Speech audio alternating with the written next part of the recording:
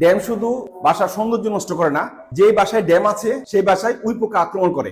Dam স্বাস্থ্যের ক্ষতিকর। Dam ওয়ালে কেমিক্যাল অ্যাপ্লাই করলে ড্যাম্পের স্থায়ী সমাধান হবে না। ড্যাম কেন হয়েছে আইডেন্টিফাই করতে হবে। ড্যাম হওয়ার মূল কারণ হলো স্যানিটারি লিকেজ। মিক্সে লবণ থাকতে পারে, বালিতে সমস্যা, কিউরিং এর সমস্যা, অথবা ওয়াটার সিমেন্টের রেশিওতে সমস্যা বা ওয়ার্কম্যানশিপের সমস্যা। আমরা ড্যামের কারণ আইডেন্টিফাই করে তারপরে তার স্থায়ী সমাধান করে থাকি। এই ওয়ালগুলোতে প্রচুর ড্যাম ছিল, এগুলো আমরা ড্যাম রিপেয়ার করেছি।